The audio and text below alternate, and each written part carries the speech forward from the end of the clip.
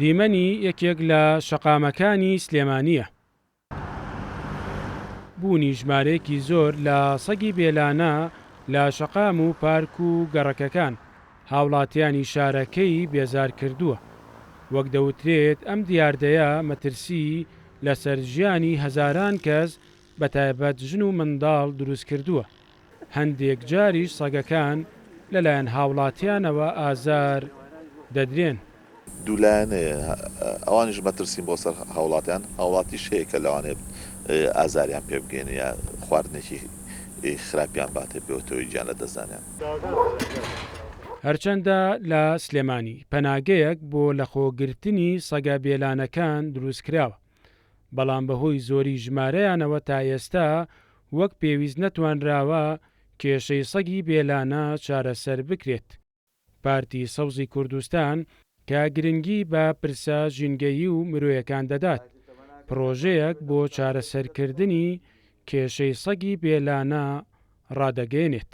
ئێمە لە ڕابردووە پرۆژەیەمانداوە بە حکومەتە بەنی پرۆژەکەی نەکرد بۆ چارەسەرکردنی سەگی بێلانە لە سەر ئاسی پارێزگای سلێمانی قەزا و نەحیەکانی داوامان لە سەرۆکی یەکێتی نیشتمانی کوردستان جەنابی کاک پاڤڵ تاڵەبانی کردووە کە وەکو لە ڕابردووە چۆن دیسانە خۆڵ و خاشاگەم شارەی گرتبووە داوامان کە میلیۆن دیناری بۆ تەخسیس کرا. ئێستا گوژبەی ئەم پارەیە بۆ چارەسەرکردنی سەگە بێلانەکان ئەو نەنیە کە 339 میلیۆن دینار لە خۆیەگرێ داوای لەکەین چارەسەری کات.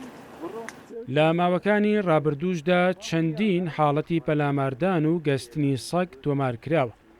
زۆربوونی بەردەوامی سەگی بێلانە مەترسیەکانی زیاتر کردووە. بۆ چارەسەرکردنی ئەم کێشەیە و پاراستنی مافی ئاژەڵان ئاژەڵ دۆستان پێشنیاری خۆیان هەیە.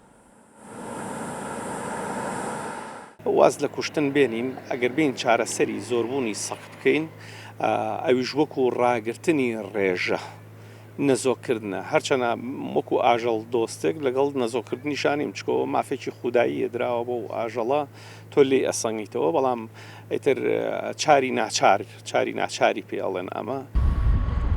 بەپێی ئامارەکانی پارتی سەوزی کوردستان لە هەرێمی کوردستان زیاتر لە 300,000 سەگی بێلانە بوونی هەیە، بە جۆرێک لە هەولێر 63,000 و لە دوهۆک 50,000 و لە سلێمانیش 51,000 و لە شارەکانی دیکەش بە ژمارەی جیاواز سەگی بێلانە بوونی هەیە.